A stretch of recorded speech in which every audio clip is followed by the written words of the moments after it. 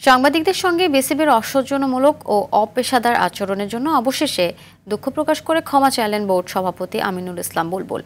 এছাড়াও বিসিবির কোন কোন বিভাগের কারণে এমন অনভিপ্রেত ঘটনা ঘটেছে তা তদন্ত করে দোষীদের শাস্তির আওতায় আনার কথাও জানান তিনি। বুধবার গণমাধ্যমে পাঠানো এক ভিডিও বার্তায় বিসিবির অবস্থান পরিষ্কার করেন আমিনুল ইসলাম বুলবুল।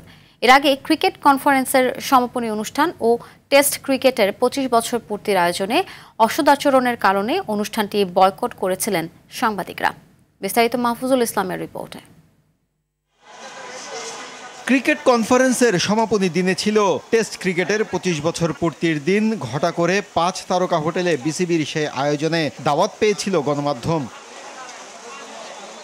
অথচ সেদিন সাংবাদিকদের হোটেলেই ঢুকতে দেয়নি বিসিবি। এমন ঘটনায় তাৎক্ষণিকভাবে উঠে প্রতিবাদের ঝড়। অনুষ্ঠান বয়কট করেন গণমাধ্যম কর্মীরা।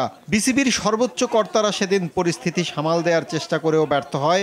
এমন ঘটনার দুদিন পর ক্ষমা চাইলেন বোর্ড সভাপতি। আমি নিজে আপনাদেরকে সেখানে দাওয়াত দিয়েছিলাম এবং যদিও এই অনুষ্ঠানটা প্রস্তুতি বা শেষ হতে একটু সময় লেগে গিয়েছিল, কিন্তু যখন বাইরে এসে দেখলাম যে আপনাদেরকে প্রপার সম্মান জানানো হয়নি এবং আপনাদেরকে আমন্ত্রণ জানানোর পরেও যে ধরনের আমন্ত্রণ রক্ষা করার কাজ ছিল আমাদের ক্রিকেট বোর্ডের বা আমরা সেটা ব্যর্থ হয়েছি।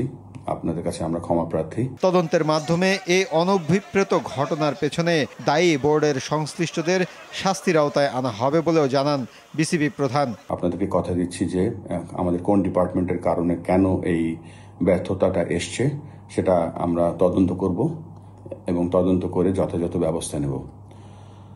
আপনাদের কাছে ক্ষমা চাচ্ছি এই জন্য যে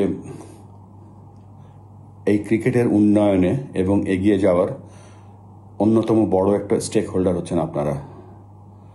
ভুল আমরা করেছি, ভবিষ্যতে আমরা চেষ্টা করব এই ধরনের ভুল আর না করতে। এ ধরনের ঘটনা এড়াতে ভবিষ্যতে সচেতন থাকার কথাও জানান বোর্ড সভাপতি। মাহফুজুল ইসলাম, RTV, ঢাকা।